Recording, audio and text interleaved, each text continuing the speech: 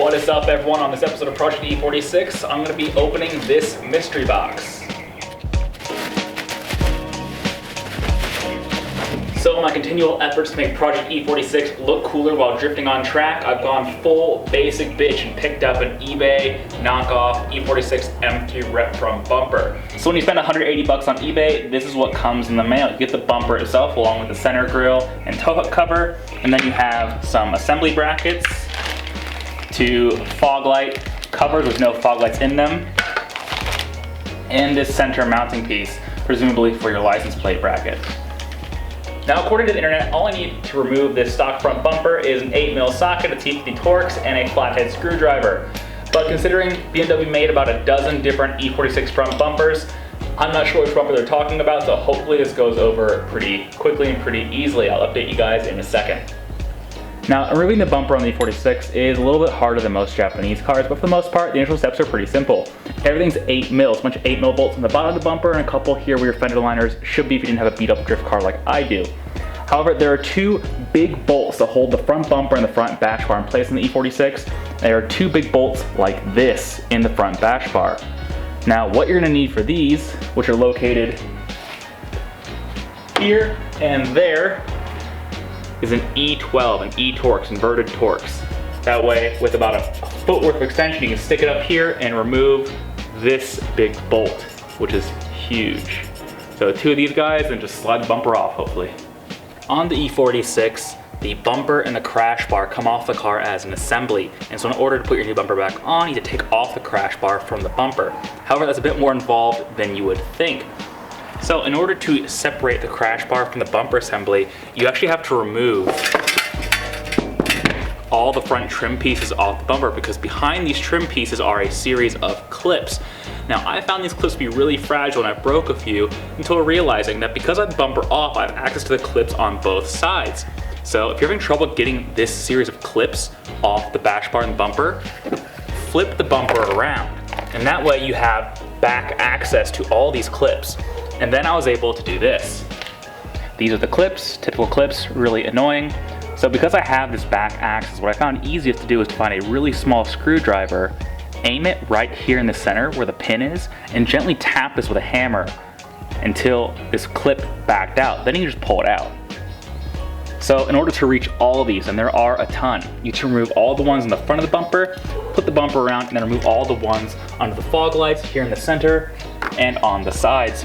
And that requires removing the fog lights as well. Fortunately, there's a push clip right here, so just push really hard and they pop out. And that gives you access to all the clips.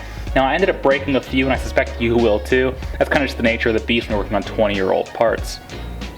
So with the crash bar off the stock bumper, it's time to transfer it over to this new eBay bumper. And unfortunately, there's no one-size-fits-all solution here, because according to the internet, depending on your luck, you're either gonna have an eBay bumper that has nothing back here, or an eBay bumper that uses clips like stock, or some that use screws. Now, in my case, this eBay bumper came with kind of receptacles to fit screws, and in my case, I had some spare BMW fender liner type screws. They happened to thread right in. So what I had to do is line up the holes in the bash bar to the holes in the bumper, and they weren't quite perfect fitment, but they were close enough where you can kind of like maneuver the bumper with one hand and kind of line up the screw hole with the other to line it up. And so I kind of started bolting it up here, here, and then a couple in the middle. Now there are screw holes all along the length of here, but I got, 6 in out of 1, 2, 3, 4, 5, 6, 7, 8, 9. And I figure that's completely sufficient for my needs.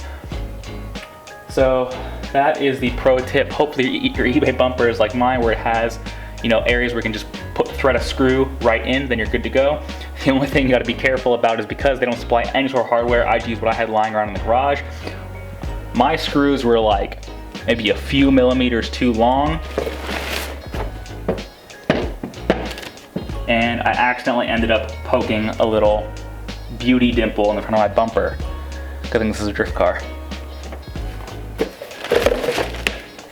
Oh yeah, and don't forget to, while I'm thinking about it, don't forget to reinstall these two clips, one up here where the bumper slides into the car, because these little receptacles are where the fender liners screw into the bumper. Don't forget those. Just transfer from your stock bumper over to here.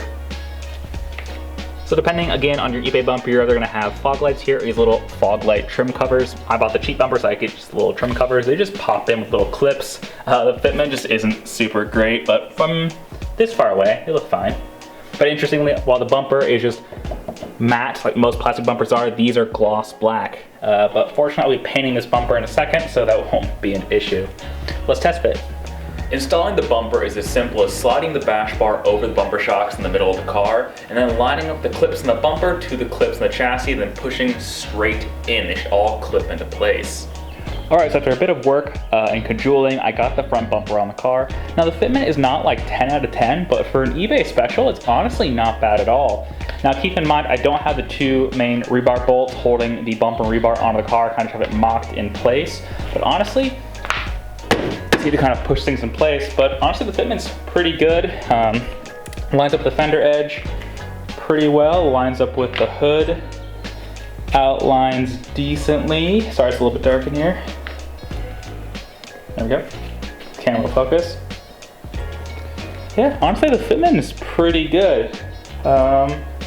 Pretty pleased with that, to be honest. It, again, takes a bit of muscle. Ideally you have two people do this. It makes it way easier that way, but wow, that's actually a pretty big improvement. Look at that. Now that I know this thing fits, let's take it off and do some paint.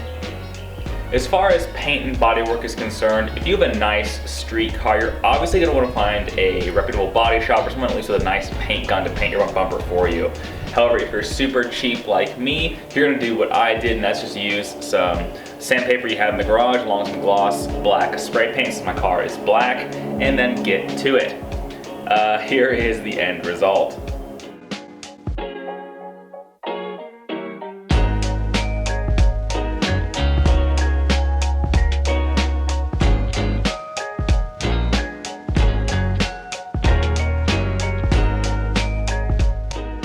So there it is. The eBay M3 Rep bumper is installed on my E46 drift car, and I don't know about you guys, but I absolutely love the look. It's so aggressive, and for about 170 bucks shipped to my door, plus about 25 bucks in supplies for paint and prep. I mean, that's an upgrade easily worth the cash. But tell me, what do you guys think? Are you guys gonna go out and buy an eBay Rep bumper now that I've shown you how simple it is to do it? Well, let me know in the comments down below, and I'll see you guys soon with more awesome drift content. See you guys later. Bye.